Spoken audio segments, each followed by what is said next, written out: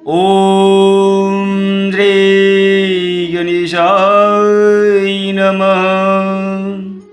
संक्षिप्त श्री पदपुराण षष्ठी खंड। पोखरे खुदाने वृक्ष लगाने, पीपल की पूजा करने, पौसली प्याऊ चलाने, गोचर भूमि छोड़ने, देवालय बनवाने और देवताओं की पूजा करने का महात्म्य। ब्राह्मणों ने कहा, हे मुनि श्रेष्ठ, यदि हम लोगों पर आपका अनुग्रह हो तो उन श्रेष्ठ कर्मों का वर्णन कीजिए जिनसे संसार में कीर्ति और धर्म की प्राप्ति होती है। व्यास जी ने कहा, जिसके खुद वाए हुए पोखरे में अथवा वन में गौएं एवं 1 मास या 7 दिन तक तृप्त रहती हैं, वह पवित्र होकर संपूर्ण देवताओं द्वारा पूजित होता है। विशेषतः प्रतिष्ठा के द्वारा पवित्र हुई पोखरी के जल का दान करने से जो फल होता है वह सब सुनो।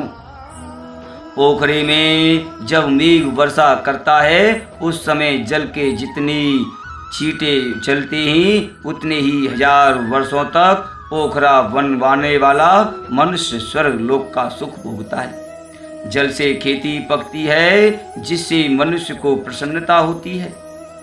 जल के बिना प्राणों का धारण करना असंभव है। पितरों का तर्पण, सौ सुंदर रूप और दुर्गंध का नाश, ये सब जल पर ही निर्भर हैं। इस जगत में संग्रह किए हुए संपूर्ण बीजों का आधार जल ही है। कपड़े धोना और बर्तनों को मांज धोकर चमकीला बनाना भी जल के ही अधीन है। इसी से प्रत्येक कार्य में जल को पवित्र माना गया है। अतः सब प्रकार से पितन करके सारा बल और सारा धन लगाकर बावली कुआं तथा पोखरा बनवाने चाहिए। जो निर्जल प्रदेश में जलाशय बनवाता है उसे प्रतिदिन इतना पुण्य प्राप्त होता है जिससे वह एक एक दिन के पुण्य के बदले एक एक कल्प तक स्वर्ग में निवास करता है। जो पुरुष प्रतिदिन दूसरों के उपकार के लिए 4 हाथ कुआं खोदता है वह एक एक वर्ष के पुण्य का एक एक कल्प तक स्वर्ग में रहकर उपभोग करता है। जलाशय बनाने का उपदेश देने वाले को 1 करोड़ वर्षों तक स्वर्ग का निवास प्राप्त होता है तथा जो स्वयं जलाशय बनवाता है उसका पुण्य अक्षय होता है। पूर्व काल की बात है, किसी धनी के पुत्र ने एक विख्यात जलाशय का निर्माण कराया जिसमें उसने 10,000 सोने की मोहरें व्यय की थी।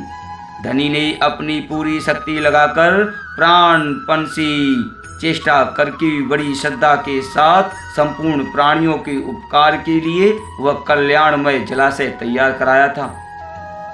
कुछ काल के पश्चात वह निर्धन हो गया।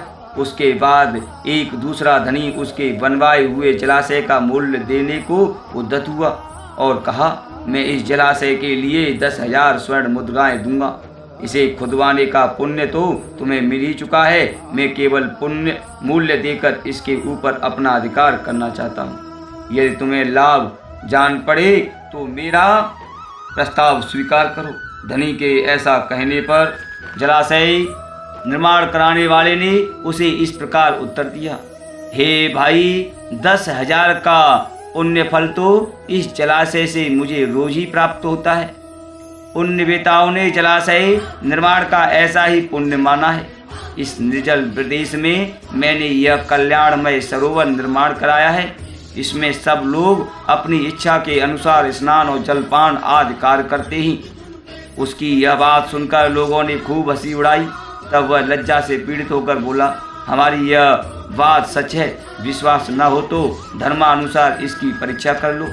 धनी ने ईर्ष्यापूर्वक कहा, हे बाबू, मेरी बात सुनो। मैं पहले तुम्हें 10,000 स्वर्ण मुद्राएं देता हूँ। इसके बाद मैं पत्थर लाकर तुम्हारे जलाशय में डालूंगा। पत्थर स्वाभाविक ही पानी में डूब जाएगा। यदि वह समय अनुसार पानी के ऊपर आकर तैरने लगेगा तो मेरा रुपया मारा जाएगा, नहीं तो इस जलाशय पर धर्मतः मेरा अधिकार हो जाएगा। जलाशय बनवाने वाले ने बहुत अच्छा कहकर उससे 10,000 मुद्रिकाएं ले ली और अपने घर को चल दिया।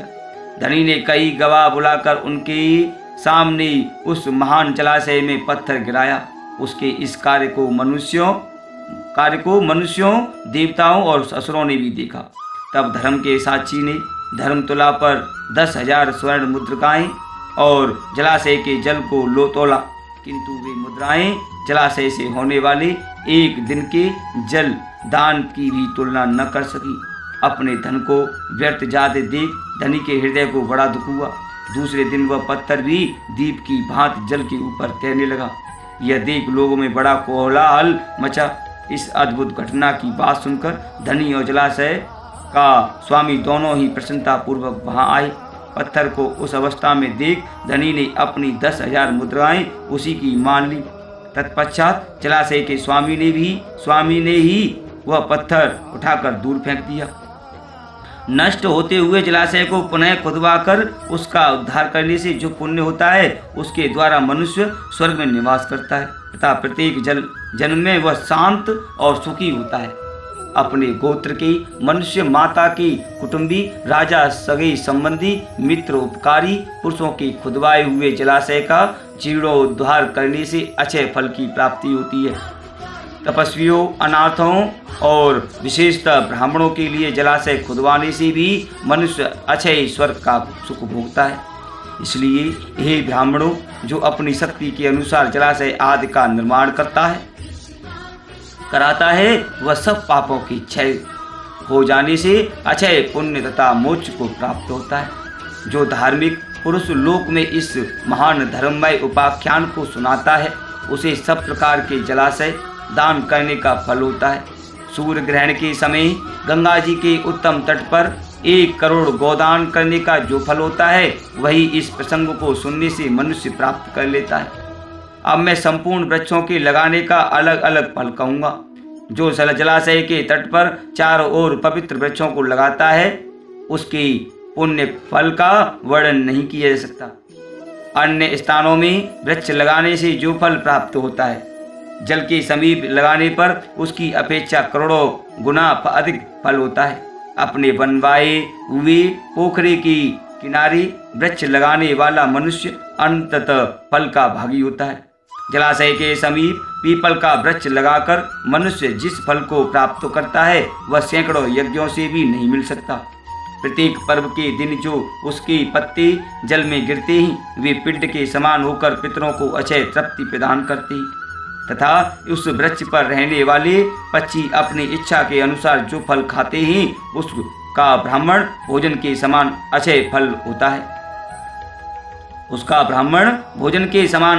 होता है। गर्मी के समय में गौ देवता और ब्राह्मण जिस पीपल की छाया में बैठते हैं उसे लगाने वाले मनुष्य के पितरों को अक्षय स्वर्ग की प्राप्ति होती है। अतः सब प्रकार से प्रयत्न करके पीपल का वृक्ष लगाना चाहिए।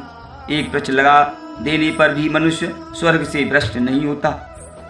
रसों के क्रय विक्रय के लिए नियत रमणीय स्थान पर, मार्ग में और जलाशय के किनारे जो वृक्ष लगाता है वह मनोरम स्वर्ग को प्राप्त होता है।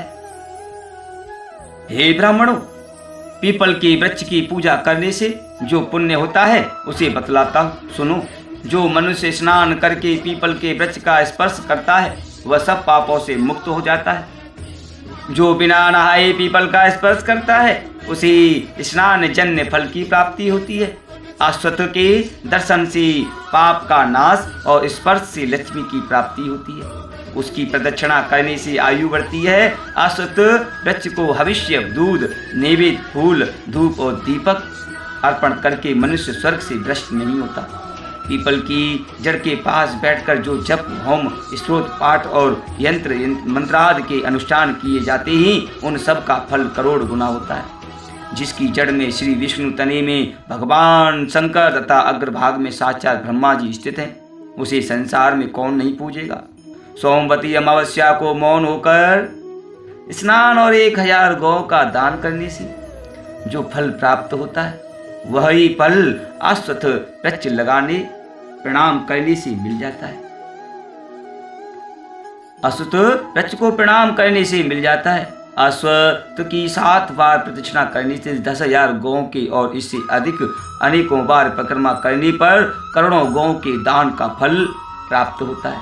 अतः पीपल वृक्ष की परिक्रमा सदा ही करनी चाहिए।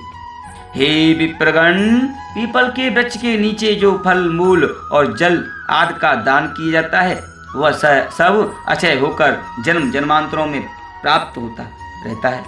पीपल के समान दूसरा कोई वृक्ष नहीं है।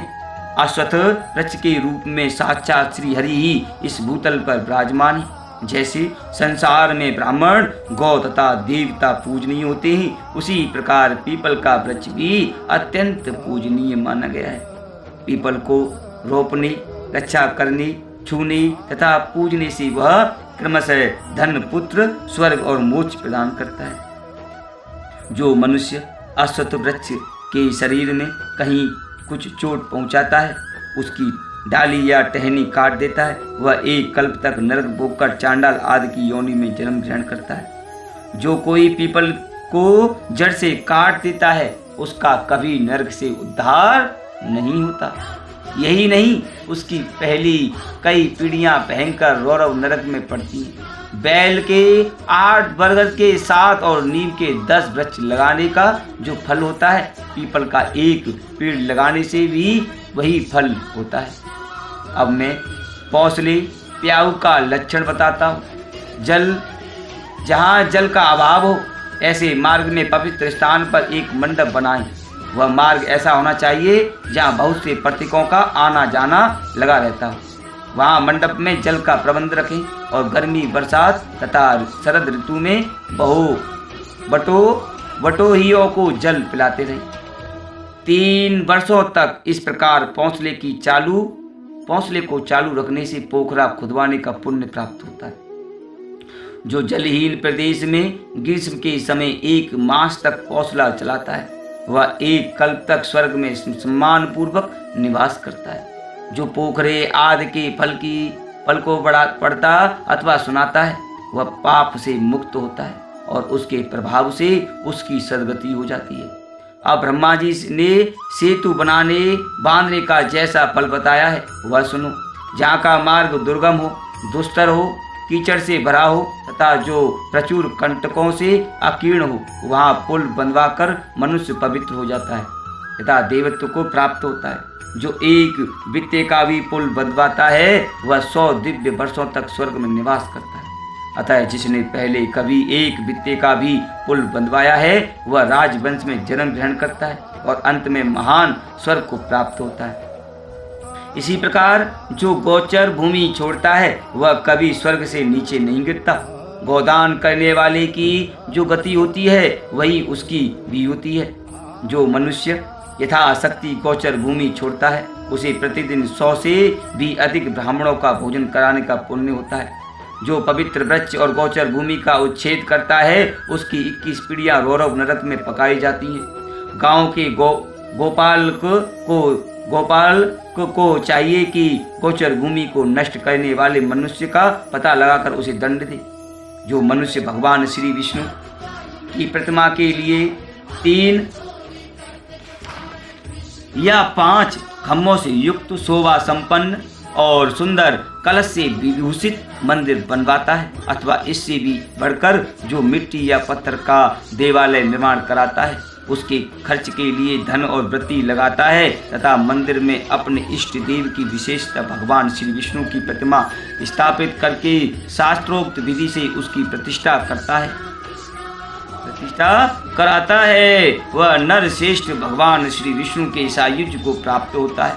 श्री विष्णु या श्री शिव की प्रतिमा बनवाकर उसके साथ अन्य देवताओं की भी मनोहर मूर्ति निर्माण कराने से मनुष्य जिस फल को प्राप्त करता है, वह इस पृथ्वी पर हजारों यज्ञ, दान और व्रत आदि करने से भी नहीं मिलता। अपनी शक्ति के अनुसार श्री शिवलिंग के लिए मंदिर बनवाकर धर्मात्मा पुरुष वही फल प्राप्त करता है जो श्री विष्णु प्रतिमा के लिए मंदिर बनवाने से मिलता है। वह शिव सायुज्य को प्राप्त होता है। जो मनुष्य अपने घर में भगवान श्री शंकर की सुंदर प्रतिमा स्थापित करता है, वह 1 करोड़ कल्पों तक देवलोक में निवास करता है।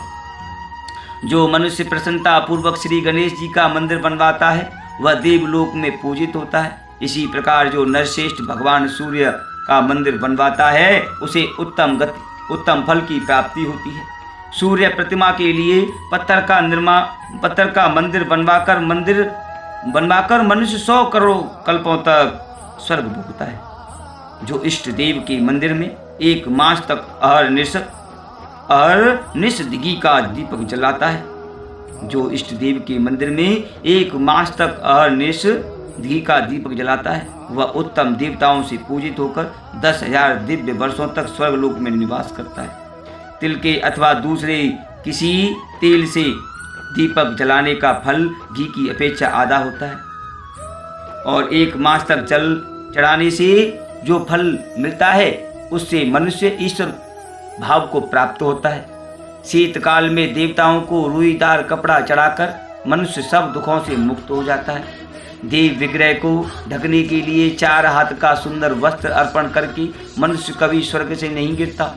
उन्नति की इच्छा रखने वाले पुरुषों को स्वयंभू शिव लिंगों की पूजा करनी चाहिए। जो विद्वान एक बार भी शिवलिंग की परिक्रमा करता है वह 100 दिव्य वर्षों तक स्वर्गलोक का सुख भोगता है।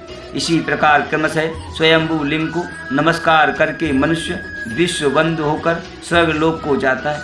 इसलिए प्रतिदिन उन्हें प्रणाम करना चाहिए। जो मनुष्य लिंग स्वरूप भगवान श्री शंकर की धन का अपहरण करता है वह रौरव नरक की यातना भोगकर अंत में कीड़ा होता है।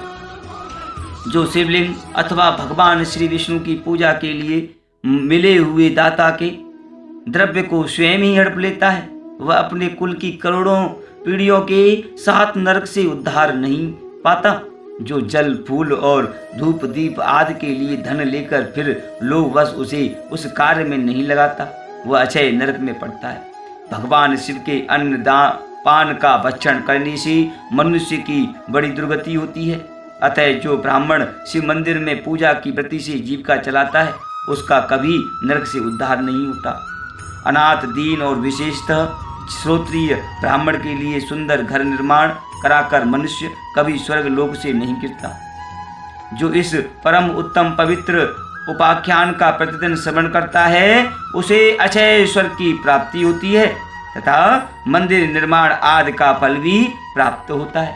ओम नमो भगवते वासुदेवाय।